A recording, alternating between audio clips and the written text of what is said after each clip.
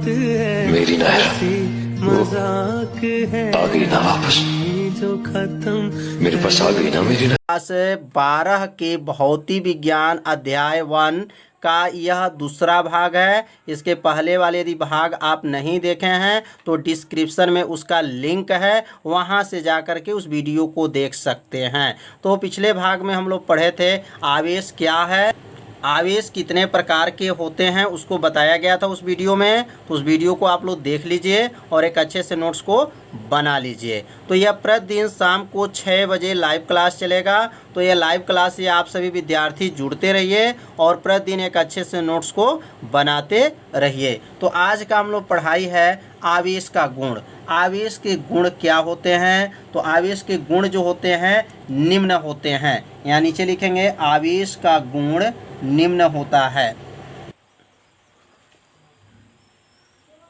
आवेश का गुण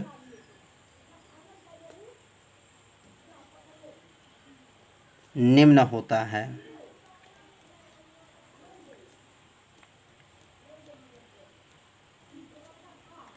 निम्न का मतलब नीचे लिखा जाएगा क्रमशः, एक एक को समझिए। जहाँ दिक्कत होगा वहाँ पे क्या कीजिएगा, कमेंट कीजिएगा। तो पहला जो आवेश का गुण है, जब आवेश स्थिर होता है, ध्यान दीजिए क्या लिखेंगे, जब आवेश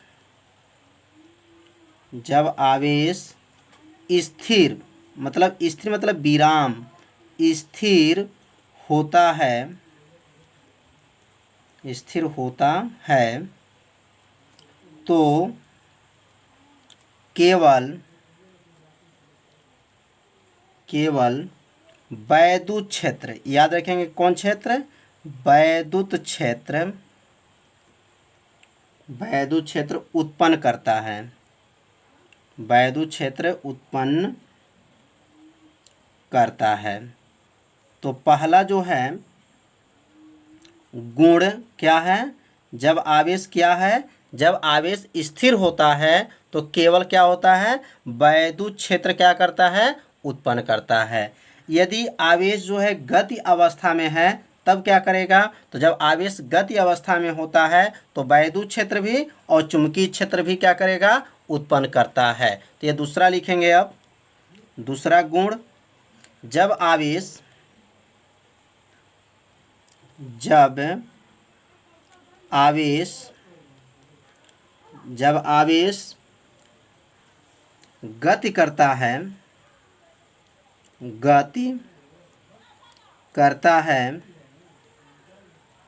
गति करता है तो किसी निश्चित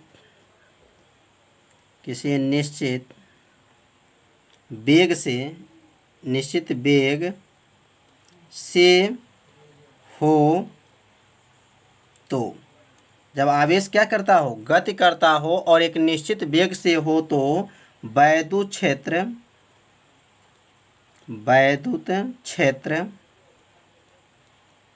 तथा चुंबकीय क्षेत्र, वैद्युत क्षेत्र तथा चुंबकीय क्षेत्र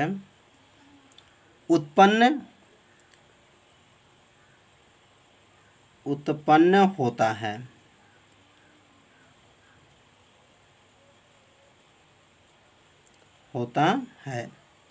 तो ध्यान दीजिए, अब यहाँ दो गुण बताया गया। पहला क्या बताया गया, जब आवेश स्थिर होता है तो केवल वैद्युत क्षेत्र उत्पन्न करता है। और जब दूसरा क्या बताया गया है, जब आवेश जो है अगर गति करता है और एक निश्चित वेग से गति करता है तो उसके अंदर जो है वैद्युत क्षेत्र भी होता है और चुंबकीय क्षेत्र, दोनों क्या होता है, उत्पन्न होता है। अब तीसरा समझेंगे। जहाँ दिक्कत होगा आप लोग क्या कीजिएगा, कमेंट कीजिए और अपने कॉपी में इसे नोट भी करते चलिए, जिससे एक आपको क्या होगा, नोट्स भी तैयार हो जाएगा। अब यहाँ लिखेंगे किसी वस्तु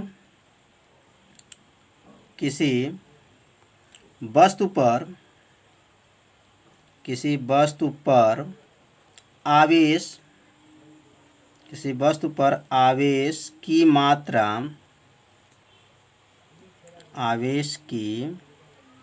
मात्रा वस्तु के मात्रा वस्तु के वेग पर निर्भर नहीं करती,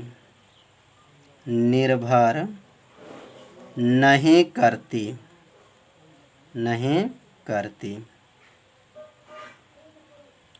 तो यहाँ जो है तीसरा जो गुण है, किसी वस्तु पर जो आवेश की जो मात्रा होती है वो वस्तु के वेग पर क्या होती हैं, निर्भर नहीं करती हैं। तो वो निर्भर नहीं होता है, जो वेग होता है और आवेश की जो मात्रा होता है उस पर निर्भर नहीं होता है। अब चौथा लिखेंगे, चौथा गुण क्या है, तो चौथा गुण को ध्यान देंगे, दो समान, यह मोस्ट आईएमपी है, दो समान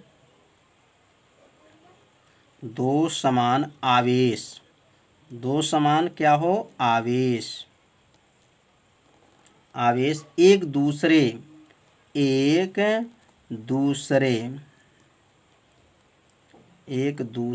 को प्रतिकर्षित करते हैं, एक दूसरे को क्या करते हैं, प्रतिकर्षित करते हैं। मतलब यह जब दोनों आवेश अगर समान हो, समान मीन्स बराबर हो तो दोनों एक दूसरे को क्या करते हैं, प्रतिकर्षित करते हैं। प्रतिकर्षित मतलब दूर होते हैं, और एक होता है आकर्षित होना। तो आकर्षित मतलब पास आना। तो जब पास कब आएंगे, जब दोनों आवेश जो है असमान रहेगा। ध्यान दीजिए, असमान रहेगा तो आकर्षित होगा, और समान रहेगा तो क्या रहेगा, प्रतिकर्षित होता है। अब यहाँ पांचवा जो गुण लिखेंगे, अब पांचवा तो यहाँ लिखेंगे दो असमान, दो क्या लिखेंगे, दो असमान आवेश, दो असमान क्या हो, आवेश एक दूसरे को क्या करते हैं, आकर्षित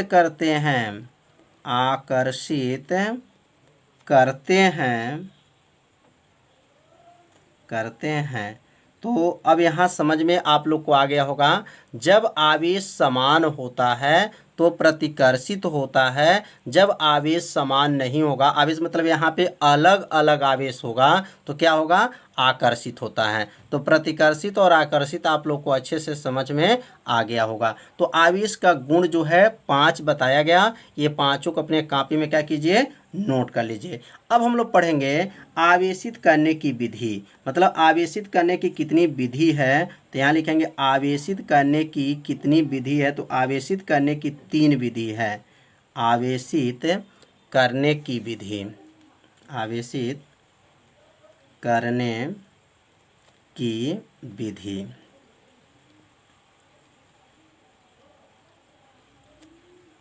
आवेशित करने की कितनी विधियां हैं, तो आवेशित करने की 3 विधि होता है। कितनी विधि हैं, 3 विधि, और तीनों विधि का नाम यहाँ नोट करेंगे, पहला विधि, दूसरा विधि और यहाँ लिखेंगे तीसरा विधि।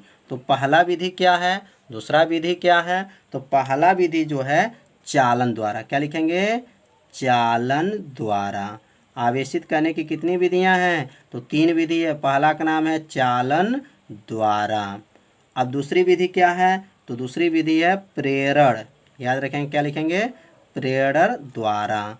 और तीसरी विधि क्या है, तो तीसरी विधि जो है घर्षण द्वारा, क्या लिखेंगे, घर्षण द्वारा। तो यह 3 विधि है आवेशित करने की। तो यहाँ पर तीनों विधि के बारे में अब समझेंगे कि चालन द्वारा कैसे आवेशित करेंगे, और प्रेरण द्वारा कैसे समझेंगे, और घर्षण द्वारा जो है आवेशित कैसे किया जाता है। तो पहला समझेंगे अब। तो पहला जो है चालन, चालन द्वारा आवेशन कैसे होगा, तो यहाँ हेडिंग लिख लेंगे अब, चालन द्वारा। तो चालन द्वारा क्या होगा, चालन मतलब जब 2 वस्तु एक साथ संपर्क में रखे जाते हैं तो उनमें से इलेक्ट्रॉन का क्या होता है, आदान प्रदान होता है, उसी को क्या कहते हैं, चालन द्वारा आवेशन कहते हैं। बहुत आसान उत्तर है, बस थोड़ा सा अगर ध्यान देंगे तो आपको क्या होगा, याद हो जाएगा। तो जब दो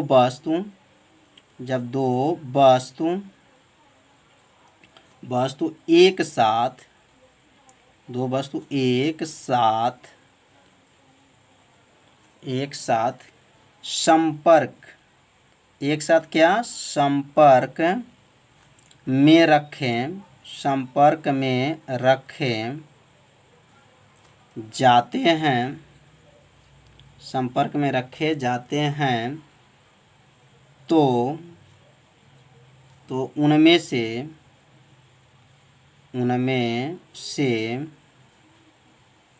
इलेक्ट्रॉन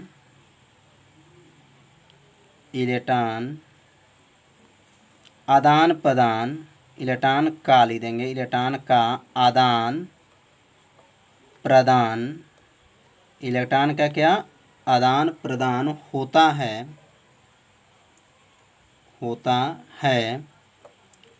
उसे चालन द्वारा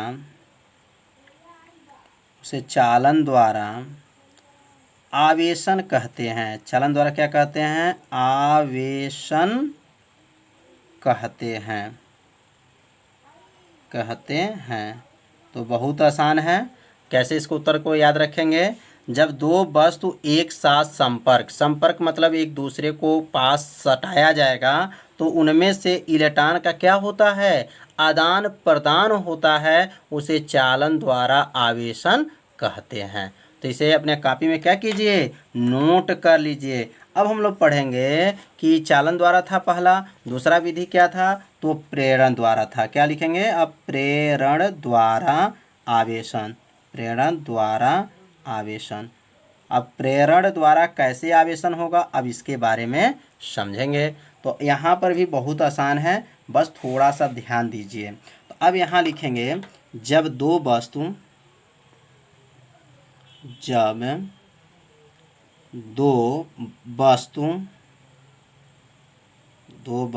परस्पर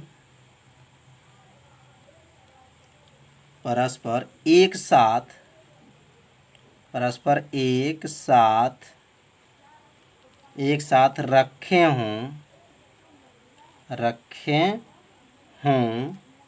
और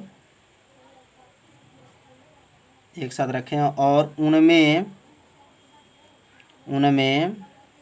से एक वस्तु पर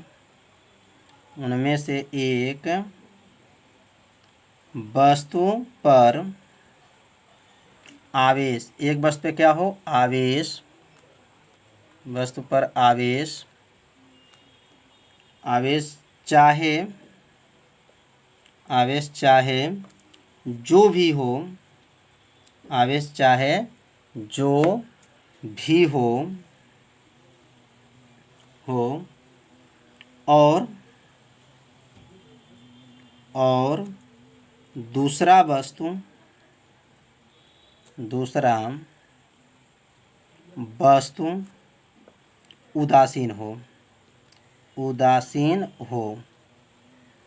उदासीन हो तो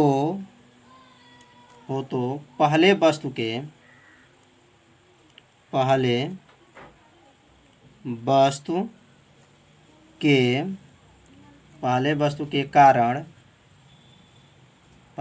के कारण दूसरे वस्तु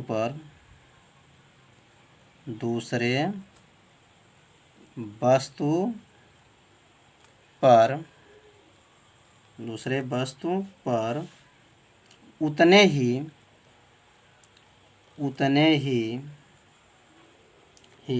कूलाम, उतने ही आवेश लिख सकते हैं, उतने ही आवेश का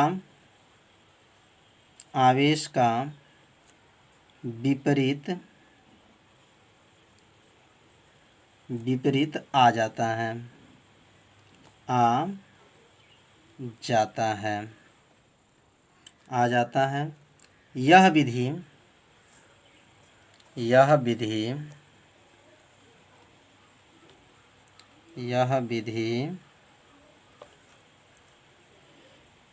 यह विधि जो है कौन विधि कहलाएगा? प्रेरण विधि। यह विधि प्रेरण द्वारा क्या कहलाएगा? आवेशन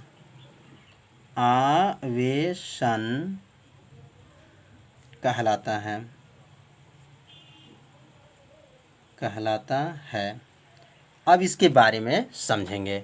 तो पहले ये जो लिखा गया है, पहले ये जो लिखा गया इसके अर्थ के बारे में समझा जाएगा कि ये क्या है। प्रेरण द्वारा, जब दो वस्तुएं परस्पर एक साथ रखे हों, मतलब दो वस्तु हैं और एक साथ रखा गया है। तो मान लीजिए यहाँ दो वस्तुएं हैं, यहाँ पे जो है एक वस्तु मान लेते हैं, एक वस्तु यह है और एक वस्तु यह है। तो जब एक वस्तु एक साथ रखा गया है तो एक वस्तु पर आवेश चाहे जो भी हो, इस पे जो आवेश है मान लीजिए 10 कूलाम है। कितना है? 10 कूलाम का आवेश है। सी का मतलब कूलाम, 10 कूलाम का आवेश है। और दूसरा उदासीन हो। उदासीन का मतलब इसमें ना कोई आवेश नहीं है। उदासीन हो तो पहले वस्तु के कारण, अब इस वस्तु के कारण अगर दूसरे वस्तु पर आवेश विपरीत आ जाता है, मतलब ये 10 आवेश प्लस में है और यहाँ पे जो आ जाए तो कितना आ जाए? -10 आपका जो है कूलाम। सी मतलब कूलाम, यहाँ पे जो है प्लस आवेश है और यहाँ पे क्या हो जाए? माइनस, माने विपरीत आवेश आ जाए। तो यह आवेश अगर इस पे आ जाता है तो यह विधि का नाम क्या होगा? प्रेरण द्वारा आवेशन कहलाएगा। अगर यहाँ पे 8 कूलाम है, प्लस में 8 कूलाम है और इस पर भी -8 कूलाम आ जाए तो इस विधि को क्या कहेंगे? प्रेरण द्वारा आवेशन कहा जाता है। तो समझ में आ गया होगा कि एक जो है क्या हो? आवेशन हो, और दूसरा जो हमारा क्या हो? उदासीन हो। तो इसका आवेश अगर इस पे माइनस में आवेश आ जाता है तो इसी को क्या कहते हैं? प्रेरण द्वारा आवेशन कहते हैं। तो समझ में आ गया होगा। अब हम लोग पढ़ेंगे घर्षण द्वारा आवेशन। अब यहाँ लिखेंगे घर्षण द्वारा। घर्षण का मतलब जो होता है रगड़ना, स्पर्श करना। तो घर्षण द्वारा आवेशन कैसे होगा? जब दो वस्तुओं को, जब ऐसे दो वस्तुओं को जब रगड़ा जाता है तो उसके अंदर क्या होते हैं? आवेशन हो जाते हैं। जैसे आप कलम लेकर के अगर सूखे बाल में रगड़ते हैं तो उसमें हमारा क्या आते हैं? आवेशन आ जाते हैं। तो इसी प्रकार यहाँ लिखेंगे जब दो वस्तुएं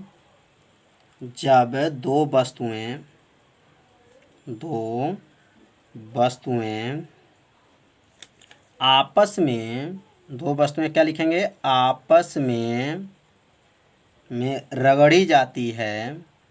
जब दो वस्तुओं को आपस में क्या किया जाए? रगड़ी जाती है तो एक वस्तु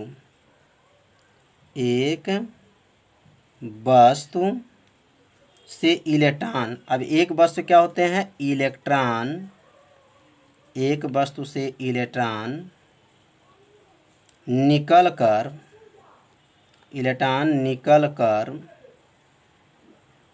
दूसरी वस्तु पर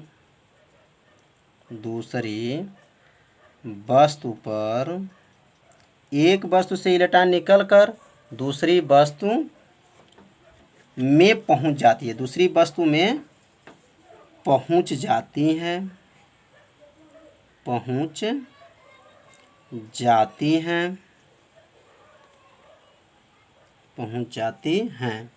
जिस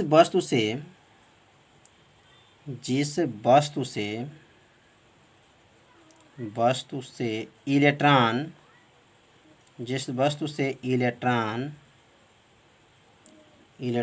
निकलते हैं, इलेक्ट्रॉन क्या होते हैं? निकलते हैं। याद रखेंगे, जब जिस वस्तु से इलेक्ट्रॉन क्या होते हैं? निकलते हैं, उस पर धनावेश, जिस पे इलेक्ट्रॉन निकलते हैं उस पे क्या होता है? धनावेश। तथा जिस पर इलेक्ट्रॉन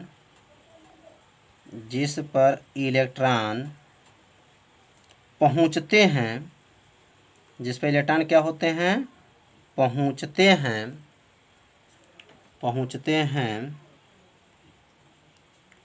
उस पर ऋणावेश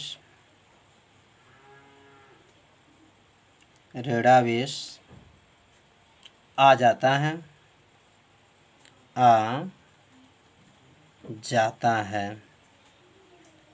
यह क्रिया घर्षण द्वारा, यह क्रिया क्या कहलाएगा? घर्षण द्वारा आवेशन कहलाता है। घर्षण द्वारा क्या कहलाएगा? आवेशन कहलाती है। तो समझ में आ जाएगा, अभी समझा दिया जाएगा आपको।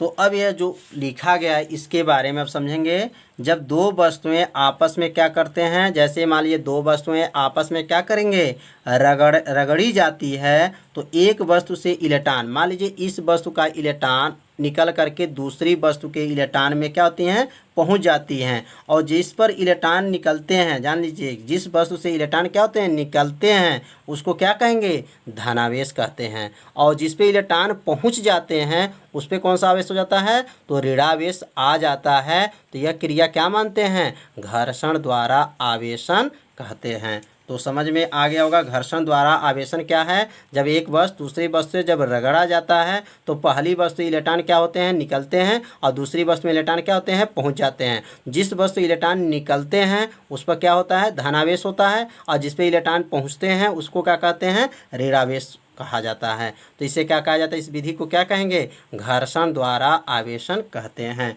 तो आज का पढ़ाई क्या हुआ है? तो आज का पढ़ाई जो बताया गया आपको कि आवेश का गुण क्या होता है और आवेशित करने की कितनी विधियां होता है। तो आज वीडियो में इतना ही बताया जाएगा, और कल का वीडियो हम लोग पढ़ेंगे आवेश संरक्षण का नियम क्या है, कूलाम का नियम क्या है। तो कल का वीडियो आप लोग देखना न भूलिए। प्रतिदिन ये शाम को 6 बजे भौतिक विज्ञान और 7 बजे रसायन विज्ञान का यह लाइव क्लास चलाया जाता है। तो आप सभी विद्यार्थी ये 7 बजे और 6 बजे की वीडियो आप लोग प्रतिदिन देखिए और एक अच्छे से नोट्स को बना लीजिए। तो कल शाम को 6 बजे मिलेंगे, तब तक के लिए नमस्कार।